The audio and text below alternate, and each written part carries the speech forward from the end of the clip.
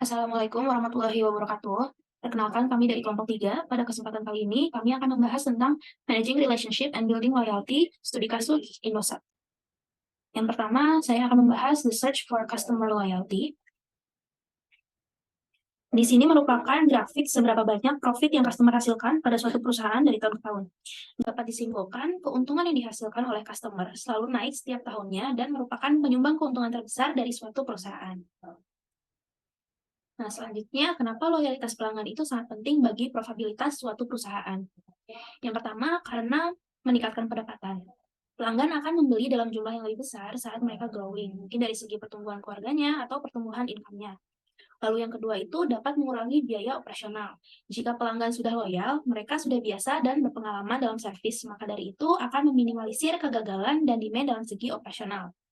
Lalu yang ketiga itu adalah referensi untuk pelanggan lain. Jika customer loyal, mereka akan melakukan word of mouth yang positif dan dapat menyebar ke banyak orang. Maka hal tersebut dapat menghemat biaya perusahaan untuk melakukan advertising.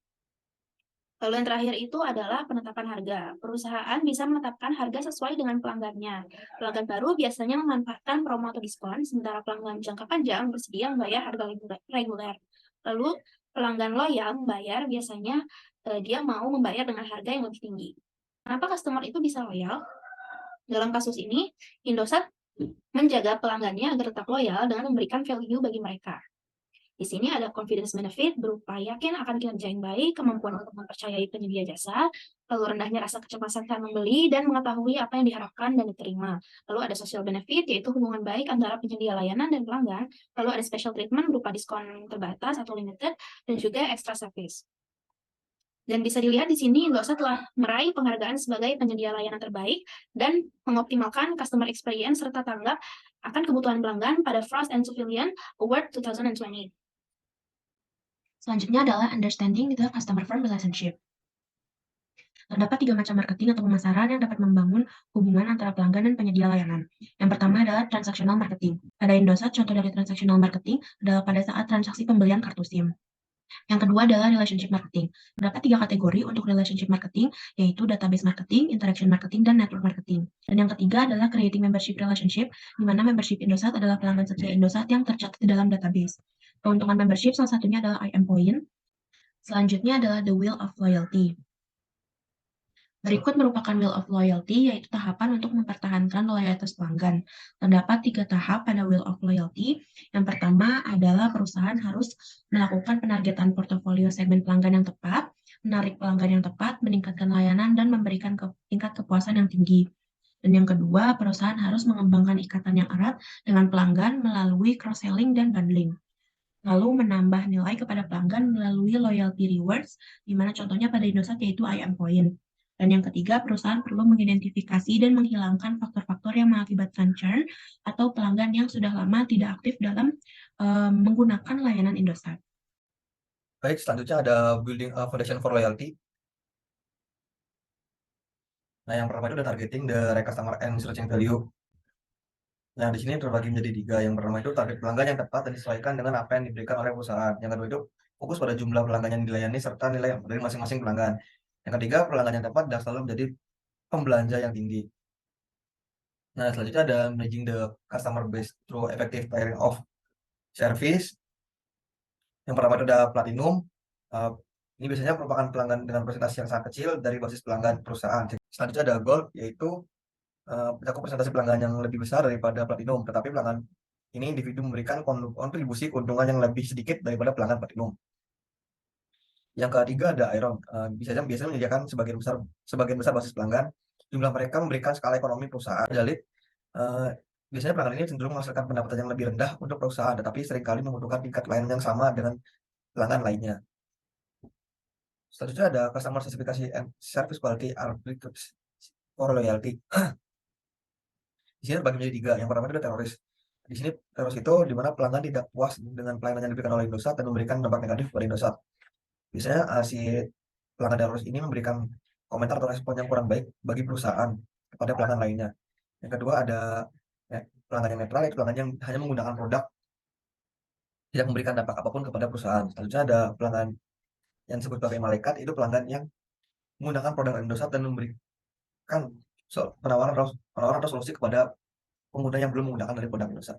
Selanjutnya itu strategies for developing loyalty bonds with customer. Pertama itu ada depending the relationship. Untuk meningkatkan pelanggan lebih dekat dengan perusahaan, memperdalam hubungan melalui layanan. Maka salah satu di antaranya itu dengan layanan bundling atau penjualan silang, yang merupakan strategi efektif bagi perusahaan agar lebih dekat dengan pelanggan. Selanjutnya itu ada encouraging loyalty through financial and non-financial reward. Nah, reward bisa menyerupai finansial maupun non-finansial. Indosat sendiri itu sering memberikan promo-promo menarik atau diskon kuota untuk menarik intensif pelanggan agar tetap menggunakan Indosat. Sedangkan untuk non-financial reward itu, maka khusus pelanggan setia Indosat tentunya akan diberikan poin-poin yang nantinya bisa dimanfaatkan bagi pelanggan setia dengan menukarkan poin melalui berbagai penawaran menarik. Lalu ada building higher level bonds. Nah, untuk social bond sendiri itu merupakan menjalin ikatan sosial atau pribadi dengan pelanggan.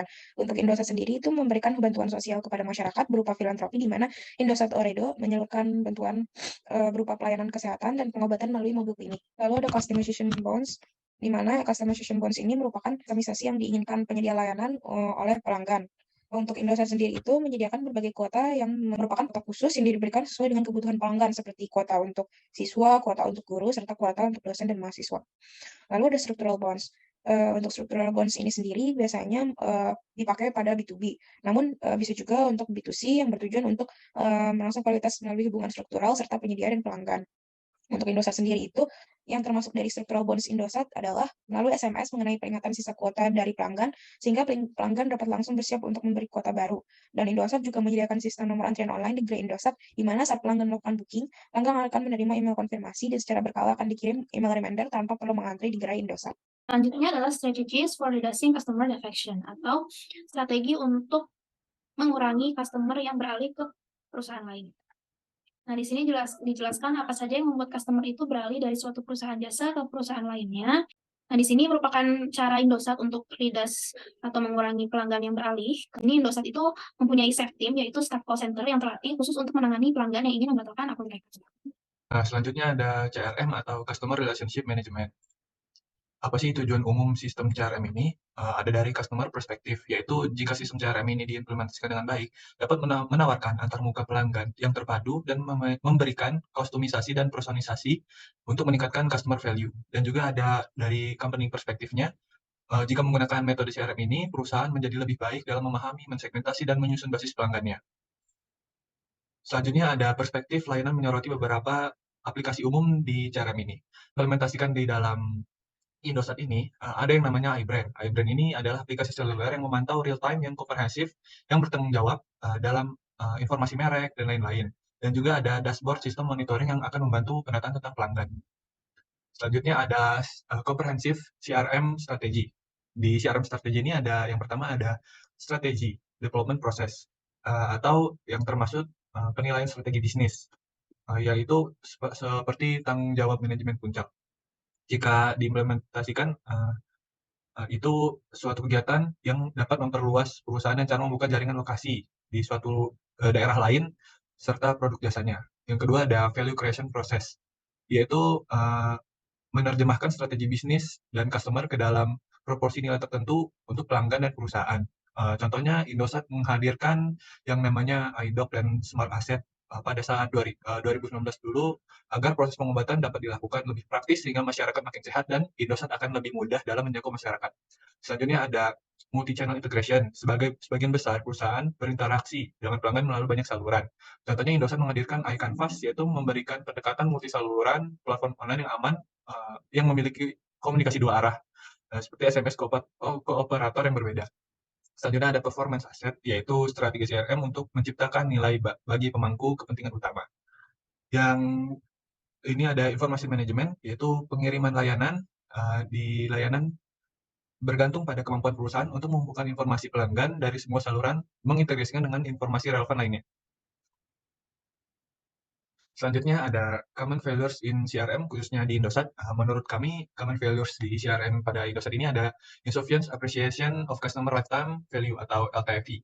Menurut kami, pemasaran dari banyak perusahaan tidak cukup terstruktur di sekitar profitabilitas yang sangat berbeda dari pelanggan. Yang berbeda hal ini dikarenakan kualitas jaringan yang kurang stabil di setiap daerah dan pemasaran yang kurang terstruktur atau data paket yang hanya stabil saat awal pembelian membuat customer tidak puas. Sekian presentasi dari kelompok 3, kurang lebihnya mohon maaf. Wassalamualaikum warahmatullahi wabarakatuh.